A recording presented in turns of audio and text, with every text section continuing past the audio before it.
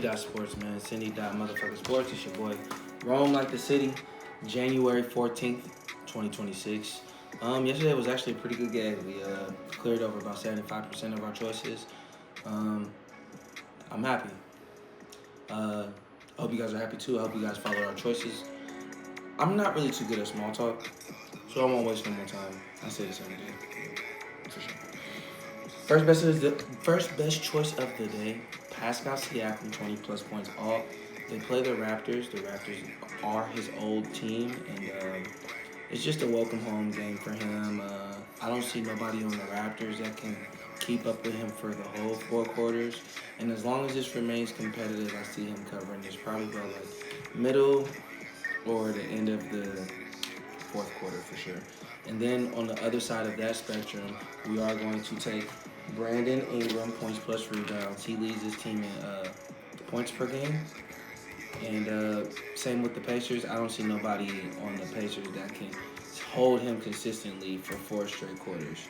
So I expect Brandon Ingram. I think he'll cover this line a little bit quicker, probably between like the middle of the third or the end of the third. Maybe by halftime, but that's a reach. And then for our next game, we're going to focus on the 76ers versus the Cavs, some of the two best teams in the Eastern Conference. First best choice of the day is Tyrese Maxey, points plus assists. He leads his team in points per game and assists per game. And they've been balling now that now that Joel Embiid is back. You know what I'm saying? It's good to see him being back into flourishing. Uh, yeah, and I expect Tyrese Maxey to get to his spots, and just in case he can't get to his spots, of course he can outlet it to Embiid. Should be no problem. And then on the other side of that spectrum, we are going to take Joel Embiid 20 plus points. He's covered this line all of his past 5 games. Every time he's in the game, he just makes his team better. You know what I'm saying? Quiet to the narrative of him falling off and being an old man. Whatever that case may be, he's still productive and he still has plus money when he is on the court.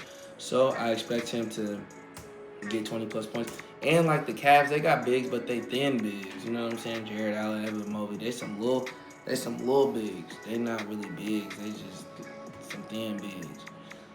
But anyway, Joel Embiid, 20 plus points all. On the other side of that spectrum, we are going to take Donovan Mitchell, 25 plus points all. He's top 5 in the NBA in points per game. And I like the 76ers, but they don't have high quality, efficient defensive perimeter players. So with that lack thereof, I expect Donovan Mitchell to take advantage of that and be able to put the ball in the hole. He should really cover it at 25 points by the end of the third for sure. Just as long as he remains competitive. And then we're gonna focus on our later night games. We got 2 more later night games I want to choose on. Bulls versus Jazz. Lloyd Marketing 20 plus points. They're still trying to bounce back from them getting utterly embarrassed 2 days ago. Well, 2 games ago, they did just win against the Cavs, so I'm expecting them to carry this momentum on their road tour against the Bulls. Lloyd Marketing also used to play for the Bulls as well, so there's a little bit of a revenge scenario on that. And then for our next choice for this game, we're going to take Nikola Vucevic, 15 plus points all. With Josh Giddey out, he's been leading the team in points per game, and I don't see nobody on the Jazz that can stop him from getting to the spots, just remotely and respectfully. And then for our last game for the night, we got the Mavericks versus the Nuggets. Jamal Murray, 20 plus points all. Since Joker has been gone, he's been leading his team in points per game.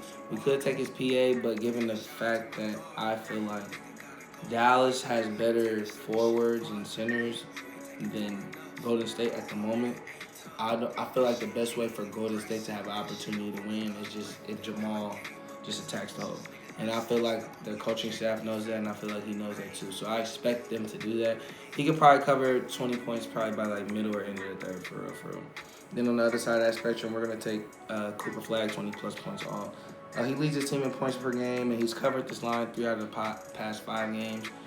And Denver, they're kind of, without Joker, they're missing kind of like their identity to a degree. So, I mean, people are taking advantage of that. You know, you see these teams beating them. You know, it's kind of fair. But regardless of all that, I see I see a mismatch for Cooper Flag. Murray don't really play that great of defense, so as long as he can put the ball in the hole and remain competitive, he can cover his line. And that's it, y'all. Shout out my friends, fam, subscribers. Like, comment, subscribe. Tell me what you like. Tell me what you don't like. Rome City.